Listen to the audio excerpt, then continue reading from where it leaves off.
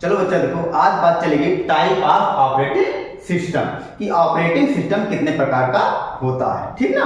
तो आओ देखते हैं। सबसे पहला होता भैया single user single tasking operating system, जिसको शॉर्ट फॉर्म में SUST के नाम से जानते हैं, ठीक ना। तो ऑपरेटिंग सिस्टम सबसे पहला होता है single user single tasking operating system. अब ये क्या होता है, देखो नाम से क्लियर है कि सिंगल यूजर मतलब एक व्यक्ति, सिंगल टास्किंग, टास्क मतलब कार्य होता है, एक कार्य, ठीक ना। ऑपरेटिंग सिस्टम कि वह ऑपरेटिंग सिस्टम जिस पर एक व्यक्ति एक समय में एक ही काम कर सकता है, उस प्रकार के ऑपरेटिंग सिस्टम को हम क्या बोलते हैं, single user single tasking operating system.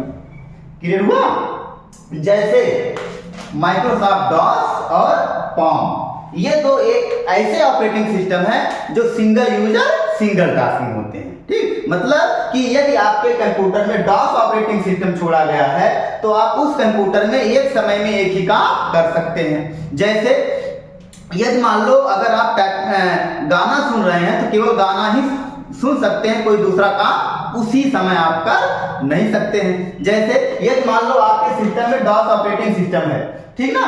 अब और यदि आप अपने कंप्यूटर में मान लो कोई एक गाना वगैरह सुन रहे हैं और उसी गाने के साथ साथ यदि आप चाहो कि हम जो है 2-4 पन्ने का प्रिंट आउट वगैरह भी मतलब निकाल लें तो ये संभव नहीं है। पहले आप गाना बंद करेंगे तभी आप जो है प्रिंट आउट वगैरह निकाल सकते हैं। या कोई सॉफ्टवेयर वगैरह दूसरा कुछ खोलना चाहते हैं, राइटर वर्ड वगैरह, तो भी आप खोल नहीं सकते हैं। मतलब इसमें हम एक समय में एक ही काम कर सकते हैं। तो जिस ऑपरेटिंग सिस्टम में एक व्यक्ति एक समय में एक ही काम कर सकता है, उस प्रकार के ऑपरेटिंग सिस्टम को हम क्या बोलते हैं, single user single tasking operating system, ठीक ना। अगला आता है आपका दूसरा single user multitasking operating system कि वह ऑपरेटिंग सिस्टम जिस पर एक व्यक्ति एक समय में एक से ज्यादा काम कर सकता है। मल्टीटास्किंग का मतलब 2 या 2 से अधिक काम, ठीक ना।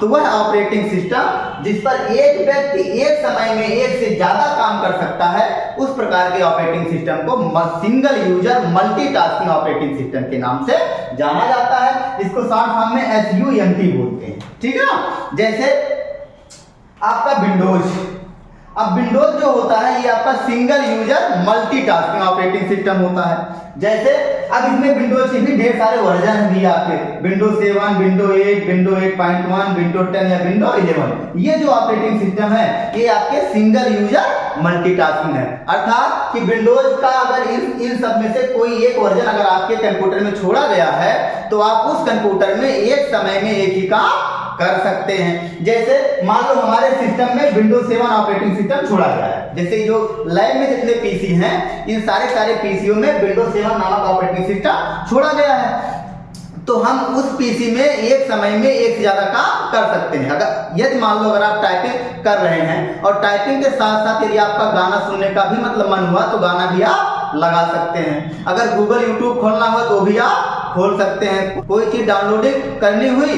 तो भी आप कर सकते हैं। मतलब एक समय में आप एक से ज्यादा काम कर सकते हैं, ठीक ना। जैसे हमारा फोन होता है ये भी आपका सिंगल यूजर मल्टीटास्किंग होता है कि फोन में जो एंड्रॉइड ऑपरेटिंग सिस्टम छोड़ा गया है ये भी आपका सिंगल यूजर मल्टीटास्किंग होता है। इसमें भी हम एक समय में एक ज्यादा काम कर सकते हैं, ठीक ना।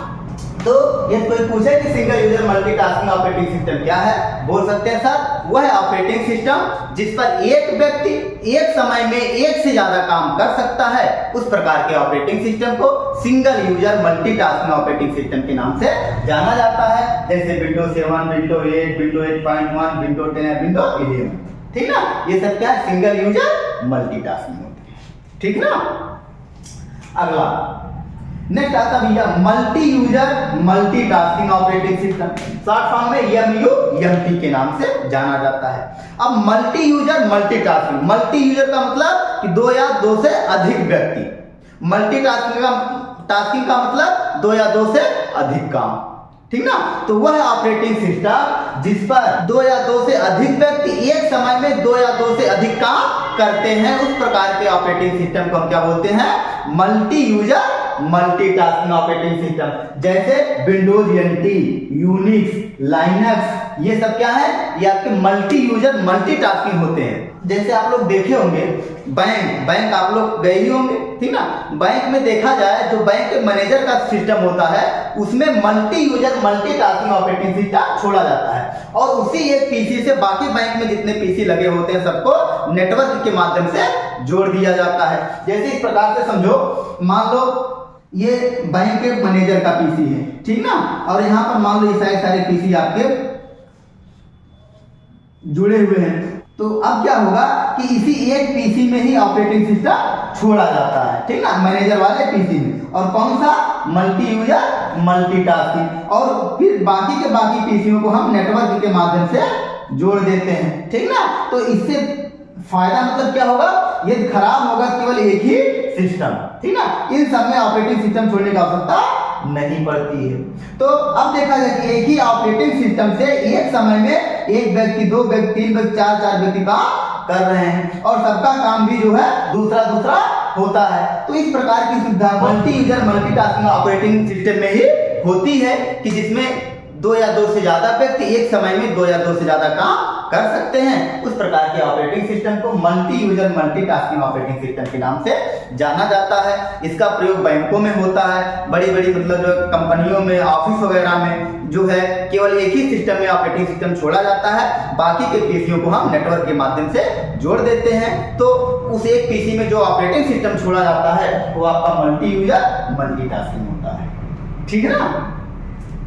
अगला आता है आपका भैया रियल टाइम ऑपरेटिंग सिस्टम। ये क्या होता है कि वह ऑपरेटिंग सिस्टम जो निश्चित टाइम पर आपको काम करके रिजल्ट दे देता है, उस प्रकार के ऑपरेटिंग सिस्टम को रियल टाइम ऑपरेटिंग सिस्टम के नाम से जाना जाता है। रियल टाइम मतलब कि जितने टाइम के लिए वो चीज खुली हुई है उसी निश्चित टाइम में उसको आप डाटा दो और वो निश्चित टाइम में ही आपको काम करके रिजल्ट दे देता है। जैसे रॉकेट वगैरह, ठीक ना, इसमें जो ऑपरेटिंग सिस्टम आपके लगे होते हैं वो आपके रियल टाइम ऑपरेटिंग सिस्टम होते हैं जो हमको पल पल की खबर देते रहते हैं, ठीक ना। इसकी स्पीड काफी तेज होती है, कार्य करने की क्षमता काफी तेज होती है और ये ऑपरेटिंग सिस्टम कभी हैंग वगैरह नहीं करता है, ठीक ना।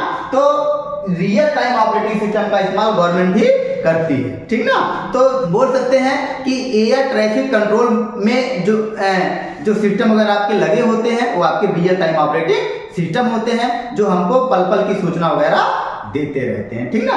तो रियल टाइम ऑपरेटिंग सिस्टम है क्या चीज, बोल सकते हैं सर वो है ऑपरेटिंग सिस्टम जो हमको एक निश्चित समय में काम करके रिजल्ट दे दे। उस प्रकार के ऑपरेटिंग सिस्टम को रियल टाइम ऑपरेटिंग सिस्टम के नाम से जाना जाता है। जैसे हमने लिख रखा है कि एयर ट्रैफिक कंट्रोल सिस्टम, मतलब एयर ट्रैफिक कंट्रोल में जो सिस्टम वगैरह, जो कंप्यूटर वगैरह आपके लगे होते हैं उसमें रियल टाइम ऑपरेटिंग सिस्टम छोड़ा जाता है, ठीक ना। ये काफी महंगे भी मिलते हैं, आम जनता के लिए ये जो है लागू नहीं हुआ है, केवल गवर्नमेंट ही रियल टाइम ऑपरेटिंग सिस्टम का इस्तेमाल करती है, ठीक है ना।